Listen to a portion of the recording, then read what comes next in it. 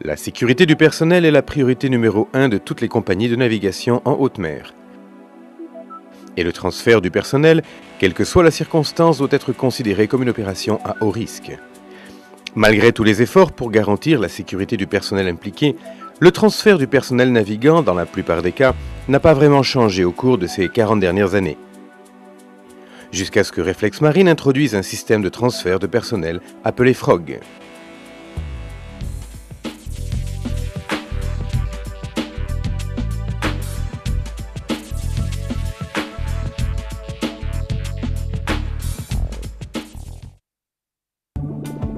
Le transfert de personnel navigant est une opération inévitable lorsqu'on travaille en haute mer. C'est ainsi que Reflex Marine a senti que le moment était venu d'introduire un important changement. Le FROG a été conçu avec un centre de gravité très bas, une parfaite flottaison et un châssis de protection en acier inoxydable, ce qui rend l'unité extrêmement résistante et stable et lui garantit une excellente flottaison avec l'aptitude de s'auto-redresser si elle vient à être immergée. Les passagers sont équipés de protection contre les chutes, lésions cervicales, impacts verticaux et latéraux grâce aux sièges anatomiques montés sur une plateforme sur ressort et équipés d'harnais à 4 points d'ancrage. Les 3 pieds d'appui fournissent également aux passagers une protection supplémentaire contre les impacts et sont de surcroît antidérapants. La base du trépied facilite la pose sur un navire en mouvement ou sur des surfaces irrégulières.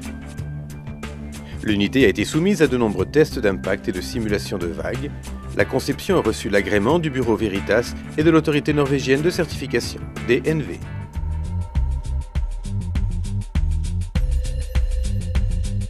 Que faut-il alors que vous sachiez si vous devez embarquer à bord du FROG? Nous recommandons en premier lieu à tout le personnel de toujours utiliser l'équipement personnel de protection nécessaire, un dispositif personnel de flottaison et une combinaison de survie si on se trouve en eau froide. Avant tout transbordement, tous les passagers doivent être instruits à propos des procédures de fonctionnement du FROG et de toute autre information nécessaire. Le personnel de pont vous fera savoir le moment de prendre place à bord de l'unité. N'approchez pas l'unité avant qu'on vous y ait autorisé. Faites attention en entrant et en sortant de l'unité à la position des câbles et des sangles afin d'éviter de vous emmêler. Chaque angle du FROG a été conçu pour recevoir des bagages. Placez solidement votre sac dans le filet.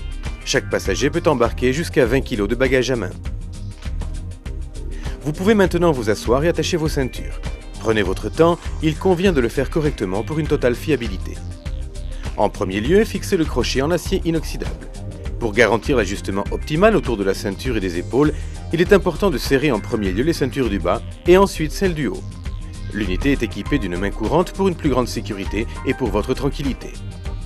Faites savoir au personnel présent sur le pont quand vous êtes prêt et celui-ci s'assurera que vous êtes, vous et vos bagages, convenablement attachés.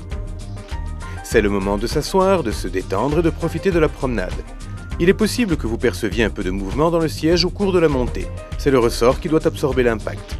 Vous verrez aussi à quel point l'unité est stable, même avec des vents relativement forts. Il est possible qu'avant de monter, on vous ait demandé de retirer la corde de guidage au cours du transbordement. Dans ce cas, faites-le en restant à une distance prudente de l'installation. Le cas échéant, l'équipage vous donnera des instructions nécessaires avant d'embarquer.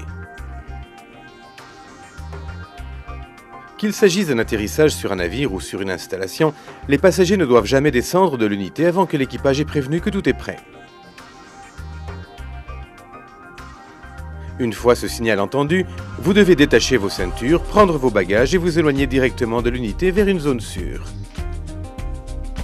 Finalement, assurez-vous bien de restituer près un nouvel emploi le dispositif personnel de flottaison à l'équipage du pont.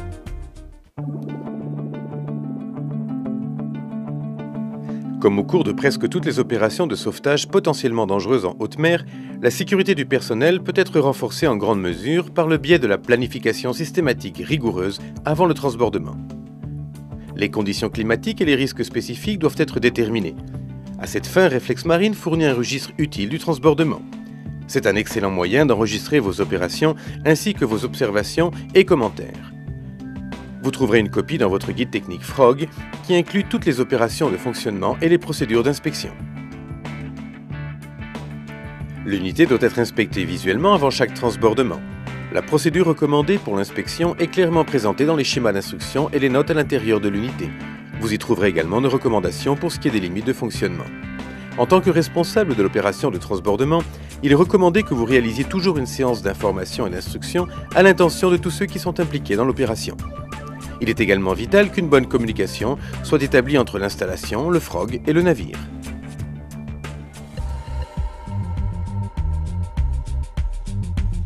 En tant que grutier expérimenté, vous avez été entraîné pour mener à bien des opérations de levage en toute sécurité.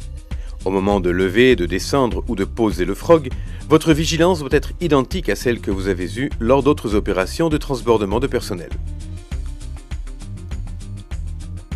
Au moment de poser le frog sur le pont du navire, il faut garder du mou au niveau de la sangle de levage afin de prévenir les secousses et les soubresauts causés par le mouvement du navire et pour donner aux occupants le temps nécessaire pour entrer et sortir de l'unité. Cette procédure diffère de celle utilisée pour une corbeille en corde, pour laquelle il est nécessaire que le grutier maintienne la tension sur la corde pour maintenir la corbeille en position verticale au cours de l'entrée et de la sortie des passagers. On recommande en général de laisser à peu près 3 mètres de mou une fois que l'unité est posée sur le navire. Ceci afin de réduire le risque d'éventuels à-coups ou mouvements du frog du fait d'une secousse ou de la perte de stabilité du navire. Au moment approprié, placez le crochet dans le sens des vagues ou du vent, et ce afin d'accroître les paramètres de déplacement que le navire autorise. Avec le système standard de la sangle de levage de 9 mètres, 3 mètres de mou permettent un mouvement latéral du navire de plus de 6 mètres et demi avant que la sangle n'entre en tension. Toutefois, ceci ne tient pas compte du mouvement vertical du navire. Il faut par conséquent laisser davantage de mou au cours de transbordement par forte houle. Pour toute information supplémentaire à propos de ces recommandations, reportez-vous au guide technique du frog.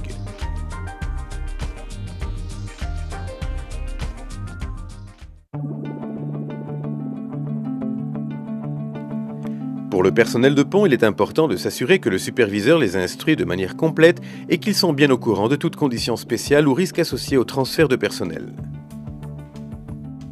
En premier lieu, assurez-vous bien que tous les passagers sont pourvus de leur équipement de protection spécifique, des gilets de sauvetage, et qu'ils utilisent des combinaisons de survie lorsque c'est nécessaire.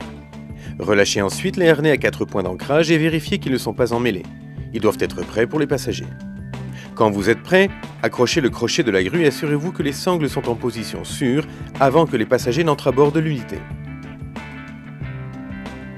Quand vous vous serez assuré que le frog et ses alentours sont parfaitement sécurisés, faites un signe aux passagers pour qu'ils prennent place dans l'unité.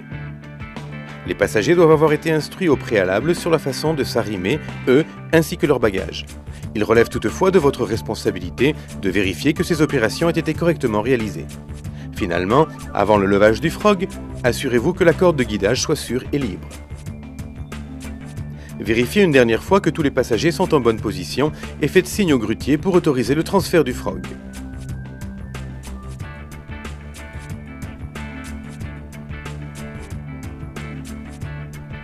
Comme au cours de toute opération de levage, restez dans une position sûre au moment de poser le frog.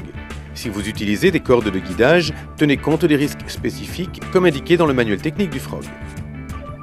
Une fois que la capsule se trouve fermement arrimée sur le pont et que le grutier a donné suffisamment de mou à la sangle de levage, assurez-vous que cette sangle ne représente aucun danger pour la sortie des passagers de l'unité.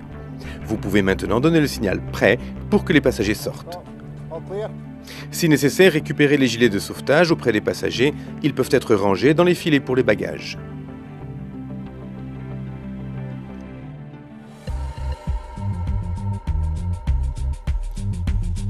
La conception unique du frog permet de le transformer en panier d'évacuation, permettant le transport sûr de malades ou de blessés grâce à un brancard fixé de manière sûre à l'intérieur du panier.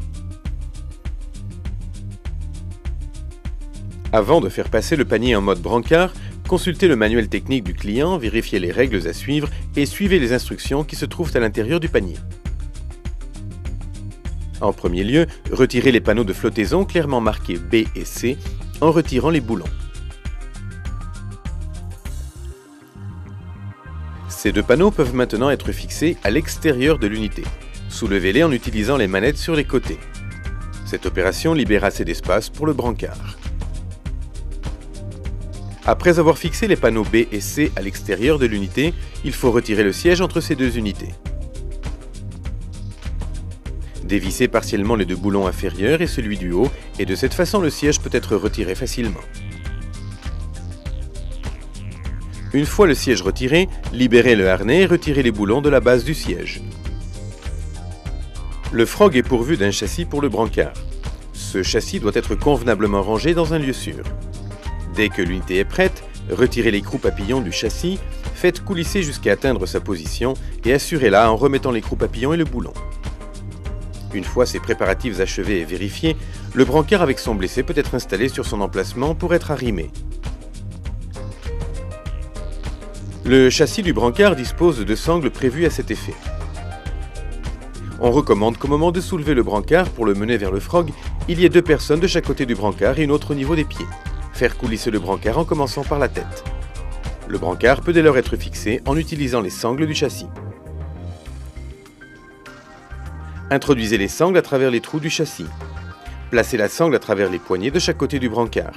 Puis, passez à nouveau les sangles par-dessous, fixez et serrez fermement. Un médecin ou un autre membre de l'équipage peut maintenant utiliser un des sièges restants et le transfert peut s'effectuer en toute sécurité.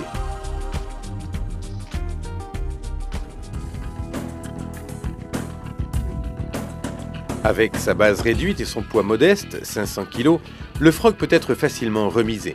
Il n'est pas nécessaire de disposer d'une structure apte pour des charges élevées.